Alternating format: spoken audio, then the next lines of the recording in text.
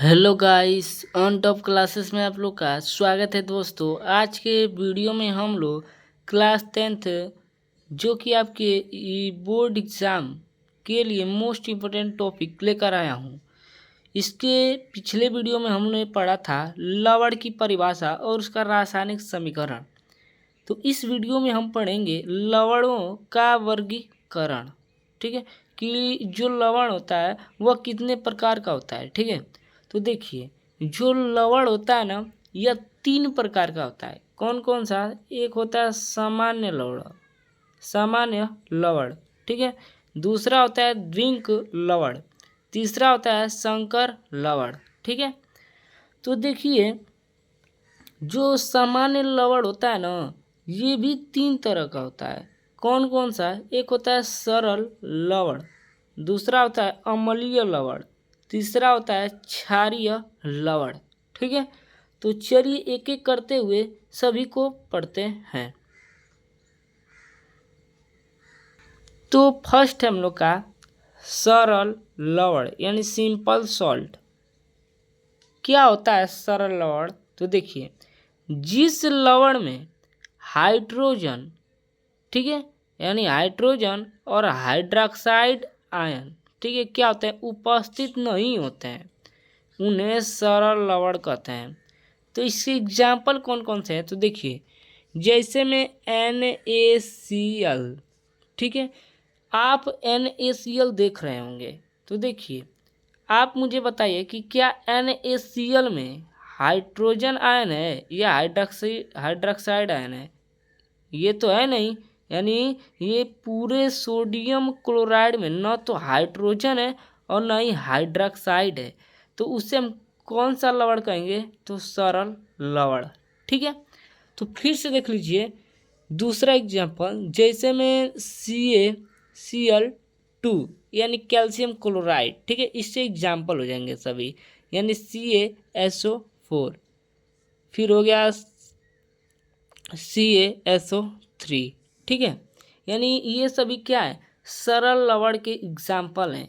ठीक है, देखिए इसी में भी देख लीजिए, यानी कैल्शियम क्लोराइड है ना, इसमें न तो हाइड्रोजन है और न ही हाइड्रोक्साइड है। ठीक है, तो ये कौन सा लवण हो जाएगा? सरल लवण।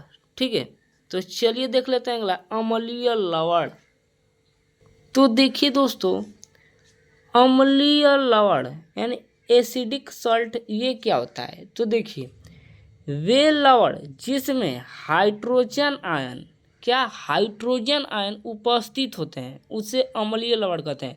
यानी जिस अम्ल में केवल हाइड्रोजन होता है उसे कौन सा अम्ल कहेंगे? अम्लीय लवण। ठीक है, तो इससे एग्जाम्पल देख लीजिए, मान लीजिए यहाँ पर है CaHCO3 का ट्वाइस। ठीक है, यानी आप कैल्शियम बाइकार्बोनेट में देख रहे होंगे कि इसमें हाइड्रोजन है।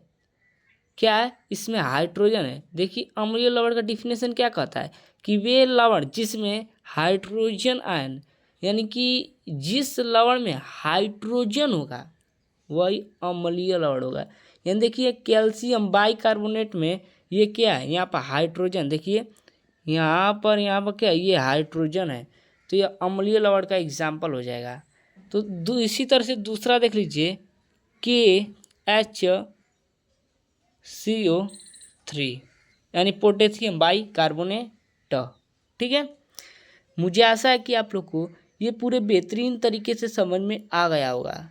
ठीक है, तो दूसरा देख लीजिए, जैसे में यहाँ पर NaHCO3 यानी सोडियम बाइकार्बोनेट। तो देखिए यहाँ पर सोडियम के साथ हाइड्रोजन भी इस पूरे यौगिक में है, तो ये कौन सा लवण हो जाएगा? अम्लीय लवण। ठीक है, मुझे ऐसा है कि आप लोग को ये पूरे बेहतरीन तरीके से समझ में आ गया होगा। तो चलिए आगे देखते हैं क्षारीय लवण।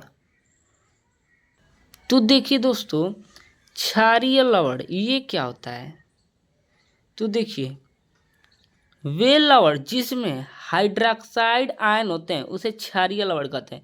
यानी जिस लवण में आप लोग को OH दिखा मिल जाए वह क्षारीय लवण होता है। जैसे मैं इसका एग्जाम्पल दे दूं, MgO CaOH Br, इसका नाम क्या होगा? तो मैग्नीशियम हाइड्रोक्सी ब्रोमाइड। ठीक है, यानी मैग्नीशियम, देखिए मैं यहाँ पर लिख देता हूँ, मैग्नीशियम हाइड्रोक्सी ब्रोमाइड।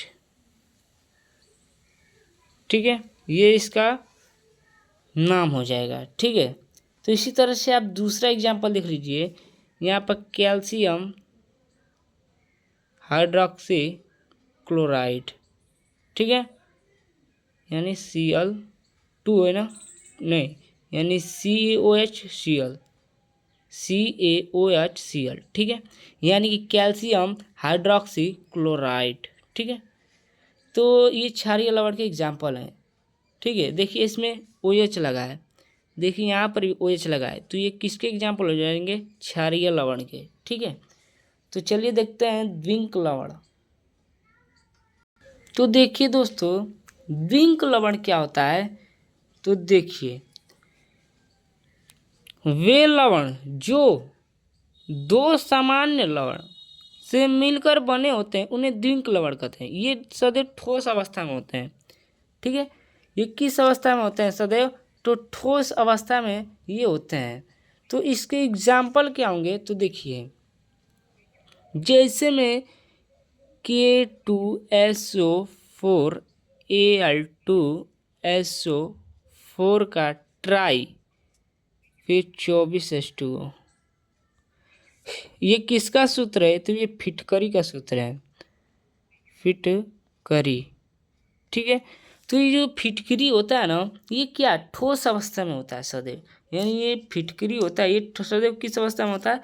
ठोस अवस्था में होता है। ठीक है, यानी ये पूरा फिटकरी है ना, ये ठोस अवस्था में सदैव होता है। ठीक है, तो चलिए देखते हैं हम लोग जटिल लवण, जिसको संकर लवण कहते हैं। तो देखिए संकर लवण ये क्या होता है? देखिए, वे लवण जो दो या दो से अधिक सरल लवणों से संयोग से बनते हैं और जो ठोस और द्रव दोनों अवस्थाओं में पाए जाते हैं, उन्हें संकर लवण कहते हैं। तो इसके एग्जाम्पल क्या हो जाएगा? देखिए, K4FeCN6। ठीक है, तो इसका नाम क्या हो जाएगा? पोटेशियम फेरोसाइनाइड इसका नाम हो जाएगा। ठीक है, यहाँ पर लिख देता हूँ,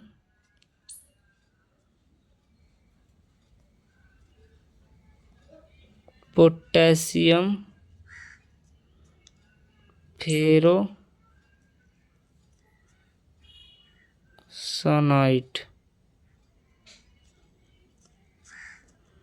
ठीक है, यानी फिर पोटेशियम फेरोसाइनाइड इसका एग्जाम्पल हो जाएगा।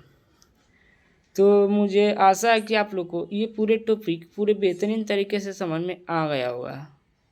तो दोस्तों, कैसी लगी ये वीडियो? अगर वीडियो पसंद आई हो तो चैनल को अभी जाकर सब्सक्राइब कर लीजिए। तो मिलते हैं इसके किसी नेक्स्ट वीडियो में अगले टॉपिक के साथ, तब तक के लिए धन्यवाद।